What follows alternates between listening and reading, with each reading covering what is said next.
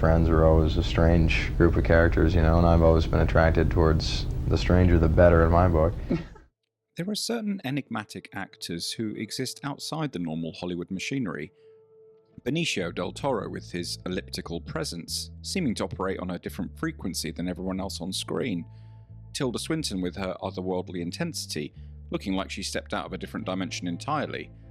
And James Spader, the man who has made a career out of embodying every personality type your therapist warned you about. While his contemporaries played heroes and heartthrobs, Spader gravitated toward the morally flexible, the psychologically complex, and the deeply uncomfortable. Today we're exploring the career of James Spader, how he built his reputation on playing against type, why he's always been on the periphery, what draws him to characters who operate in moral grey zones, and where this enigmatic actor is now. Let's fade to black.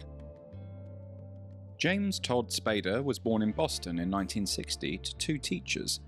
This detail matters because it suggests a certain intellectual foundation, a home where ideas were currency and conversation was valued.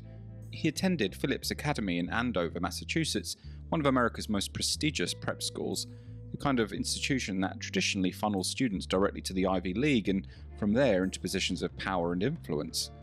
Spader dropped out at 17 to pursue acting in New York. This is the first major choice that defines his trajectory, walking away from the establishment path that was clearly available to him.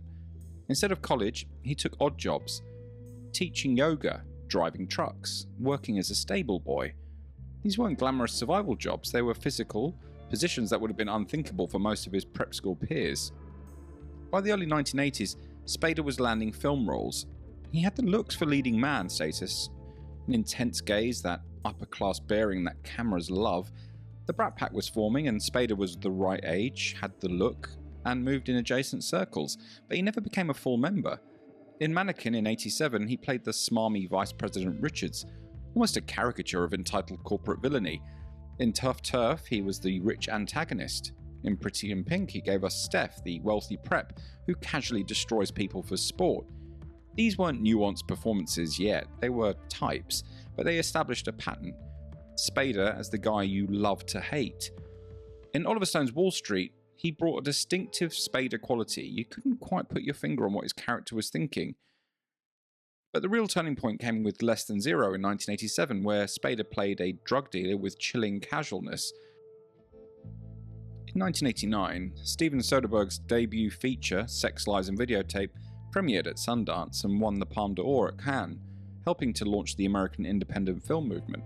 Spader played Graham Dalton, an impotent drifter who can only achieve intimacy by filming women discussing their sexual histories. The character is deeply uncomfortable, voyeuristic, emotionally manipulative in subtle ways. Graham represents a particular kind of masculine pathology, the man who has intellectualized himself out of genuine connection. He's created an elaborate system that allows him the illusion of intimacy while protecting him from the vulnerability of actual human contact. Spader's performance is a masterclass in conveying interior fracture through minimal external expression. He's soft-spoken, almost gentle, which makes the character's psychological dysfunction even more unsettling.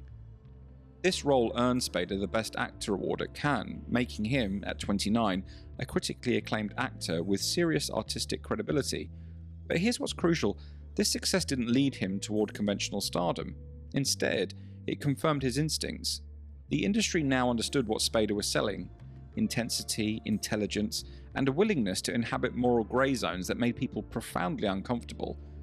The film itself was revolutionary for American independent cinema, proving that small, character-driven stories about complex psychological terrain could find both critical acclaim and commercial success. But for Spader personally, it was permission. Permission to continue choosing characters who made people uncomfortable, who represented aspects of human psychology we prefer to ignore.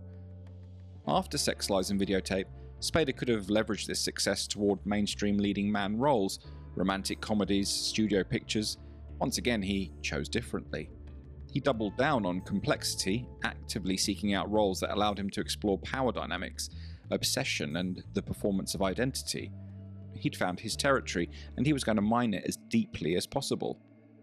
White Palace in 1990, where he was Max, an uptight widower who falls for an older working-class waitress.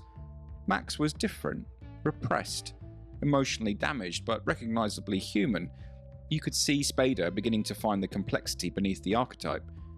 This early pattern established the template. Spader would consistently choose the psychologically complex over the commercially safe, the disturbing over the comforting, and it became clear early that he had zero interest in playing the archetypal good guy. In Bad Influence in 1990, Spader plays Michael, a mild-mannered analyst whose life comes unglued after he crosses paths with Rob Lowe's Alex, a charming drifter with a pitch-black streak. Spader nails the quiet unravelling. You can see exactly why Michael gets drawn in, even as every alarm bell is screaming. In Dream Lover in 1993, the dynamic flips. Spader plays a man obsessed with his new wife, discovering she may be manipulating him. The film explores his paranoia, his need for control, the way attraction curdles into possession. These films allowed Spader to explore the performance of identity, the way people construct versions of themselves to achieve their desires. His characters are often both manipulator and manipulated, predator and prey. What distinguishes his work from typical erotic thriller fare is the intelligence. He's always showing you the mechanism underneath. Then came Stargate in 1994, easily his biggest mainstream box office success, and the closest he ever came to classic Hollywood hero territory. As Dr. Daniel Jackson, the bespectacled linguist who helps unlock an interstellar portal, Spader plays the smartest guy in the room without turning him into a cliché. Opposite Kurt Russell's square-jawed military presence, he brings curiosity, warmth, and a softness you never quite see again in his later work. And here's the telling part. Most actors would have ridden that wave straight into a run of big-budget studio movies. Spader didn't. He treated Stargate like a one-off detour, nodded politely at blockbuster stardom, and went straight back to the stranger, thornier material. The early 1990s were the golden age of the erotic thriller, and Spader became its most interesting practitioner. These weren't prestige pictures, they were genre films designed to titillate and thrill, but Spader brought genuine psychological complexity to them. David Cronenberg's Crash took Spader's exploration of psychosexual terrain to its most extreme. He plays a TV director who, after a car accident, becomes involved with a group of people sexually aroused by automobile crashes. It's deeply transgressive material, and Spader approaches it with clinical detachment that makes it more disturbing. At the tail end of the 90s, he popped up in Keys to Tulsa, Driftwood, and the offbeat duo Critical Care and Curtain Call, rounding out a busy stretch of late-decade roles. Secretary in 2002 represents the culmination of this period, though it transcends the genre entirely. As E. Edward Gray, Spader plays a lawyer who enters into a BDSM relationship with his secretary, Maggie Gyllenhaal. In less skilled hands, Gray could have been a simple predator. The film is a genuinely subversive love story, and Spader's performance is crucial to why it works. These films collectively establish Spader as cinema's premier explorer of erotic power dynamics and psychosexual obsession.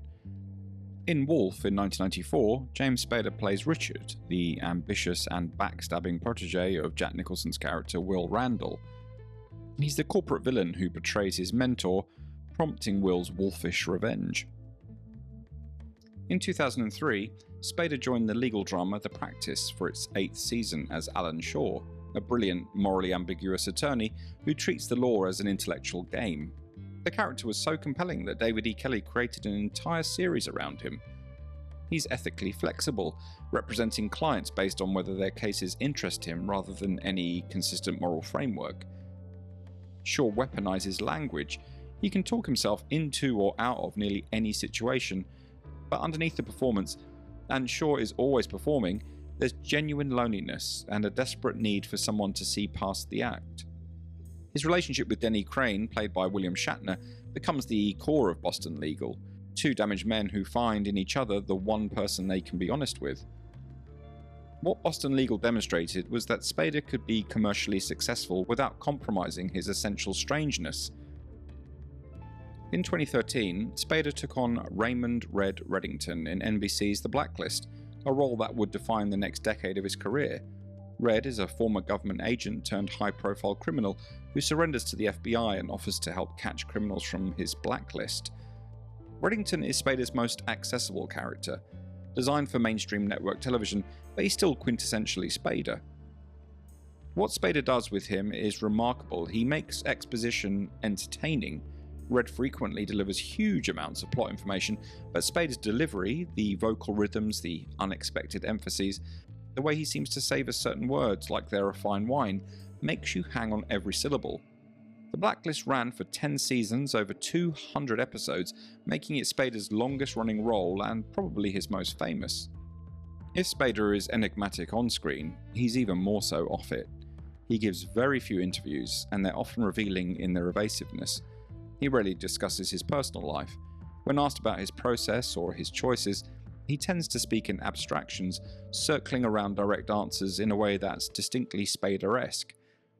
For him, character is constructed from the outside in as much as the inside out.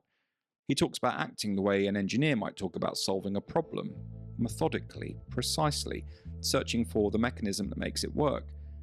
He's been married twice and has 3 sons. He lives in New York, not Los Angeles, which itself is a statement. He's described himself as someone who needs solitude, who finds the social demands of Hollywood exhausting. There's a sense that acting for Spader is a way of engaging with the world without fully being in it. He gets to explore human psychology and emotion while maintaining a degree of protective distance. What's striking is how consistent Spader's choices have been over 4 decades. James Spader voiced Ultron in Avengers Age of Ultron in 2015, playing the menacing AI villain. It was a departure into big-budget blockbuster territory for an actor known for quirky, cerebral indie roles. Spader took it seriously, performing in a motion capture suit to bring physicality to the character, and infused Ultron with his signature unsettling charisma, making the robot villain darkly witty and genuinely threatening, rather than just a CGI creation. At 64, Spader has achieved something increasingly rare in Hollywood, a career defined entirely on his own terms. He's never been a conventional movie star, never sought that kind of fame, but he's created a body of work that's absolutely singular. Even in smaller roles late in his career, like his brief but memorable turn as politician W.N. Bilbo in Spielberg's Lincoln, where he brought that distinctive Spader slipperiness to a historical figure, he remained unmistakably himself. Spader has spent 4 decades exploring power, how it's acquired, how it's performed, how it corrupts and connects. His characters are almost always engaged in some form of manipulation, but Spader never judges them. He finds the human underneath, the wound that drives the behaviour, the need that generates the performance. Spader seems fascinated by the constructed nature of identity, the way we all wear masks and play roles to get what we need. What makes Spader's career remarkable isn't just the quality of individual performances, though many are exceptional. His influence is visible throughout contemporary television, particularly in the rise of the anti-hero, the complex protagonist who isn't simply good or bad, the articulate monster, the charming predator, the intelligent manipulator who's also somehow sympathetic. He's made audiences comfortable with being uncomfortable, taught us to recognize the humanity in people we'd rather dismiss as simply evil. Characters like Walter White, Don Draper, and countless others owe something to the territory Spader mapped out. As for what's next, Spader has characteristically revealed little. That consistency, that refusal to compromise, is its own form of integrity, and that's what makes him so endlessly fascinating. Thank you so much for watching. If you enjoy this kind of content, please comment, like, and subscribe. It really helps the channel. And as ever, I really do look forward to seeing you all in the next one.